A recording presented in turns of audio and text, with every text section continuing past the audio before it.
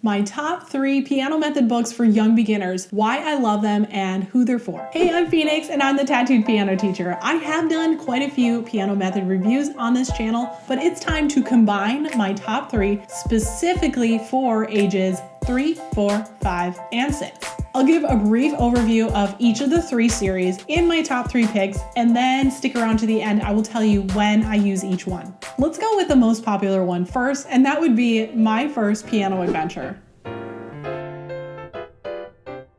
My First Piano Adventure is published for ages 5 and 6. I use it for usually 4 and 5 and sometimes 6. There are 3 books in the series. There's Level A, Level B, and Level C.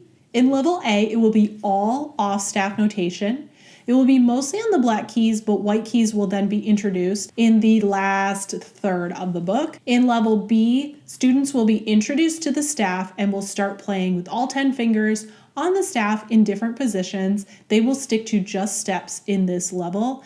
And then in Level C, they will continue to learn notes on the staff, varying positions for their hands, and they will be reading skips. My First Piano Adventure moves a little quicker than the other ones I'm going to mention, and it will challenge young beginners who are ready to face like changing hand positions with every song and lots of notes on the staff, naming them, identifying them.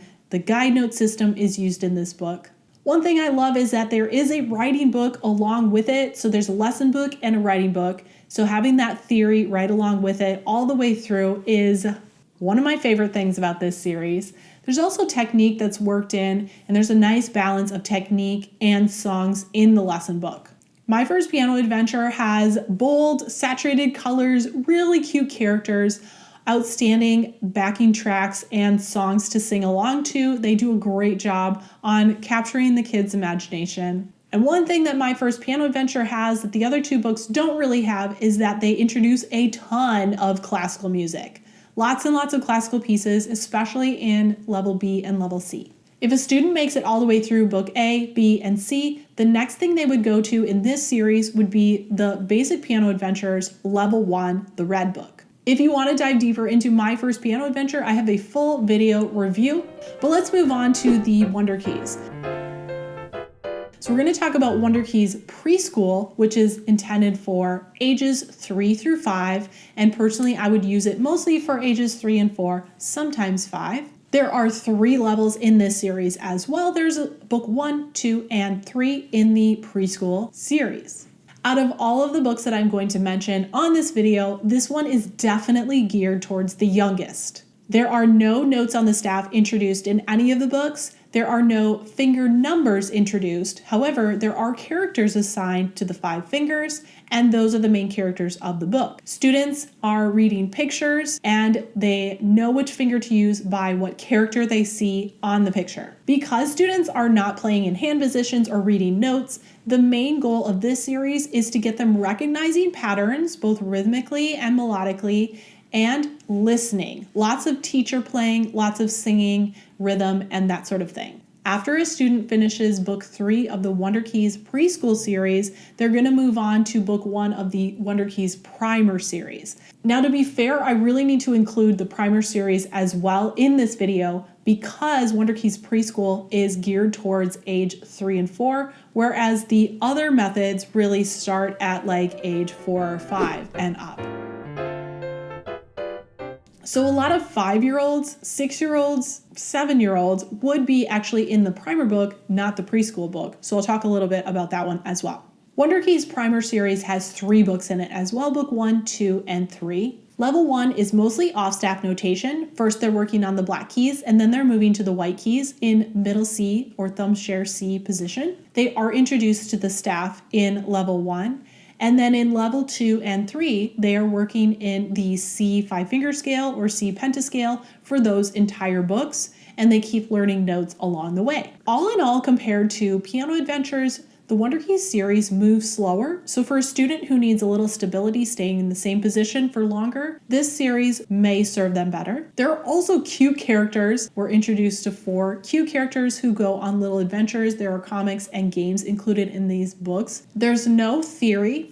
officially with this series, and there's very little technique included in the lesson book. After students finish book 3 of the primer series, they would go on to Wunderkeys Elementary Level 1A. If you're interested in more information about the Wunderkeys Preschool series or the Wunderkeys Primer and beyond, I have full video reviews of both of those as well. Now, this last series, I guarantee you've not heard of it unless you've been following my channel for a while. Before I let you know what it is, hit that like button if you love piano method reviews. That will tell me to make more videos like this one.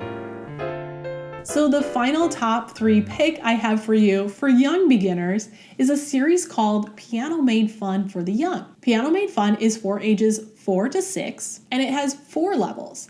There's a pre-reading level, a level 1, 2, and 3. In the pre-reading level, students will be reading all in off-staff notation with these pictures of which black key to play with which finger. And then at the very end of the book, they'll be introduced to the white keys and learn the names. Book 1 is all middle C position or thumb share C. Book 2 is almost all C position or C pentascale, although they do move the right hand up to higher C scale at the end of the book. And then book 3 is G scale with an introduction to D scales and F scales as well. The inside of the Piano Made Fun books do not look the same as the other series I mentioned. They're all black and white, and the pictures are super simple. However, the titles, the animal names for all of the notes, and the lyrics to the songs bring enough imagination that kids seem to love these books just as much as the colorful ones. I like this series for a student who really needs like the structure and predictability of every unit having the same layout, every song a similar format, and sticking with a hand position for a long time. The Piano Made Fun for the Young series does have a series of theory books. However, they're not writing books. They are singing books. So they come with backing tracks and they introduce theory concepts through fun songs. And then there is a technique series that goes along with it that I use. It's called The Perfect Start for finger exercises. That is really intense on the technique side of things and follows the same note introduction structure as the Note Reading Made Fun books, and so I use them together. After you finish this series, there really isn't another series created that follows this one. If you're interested in this series, I have a full video review of this one as well.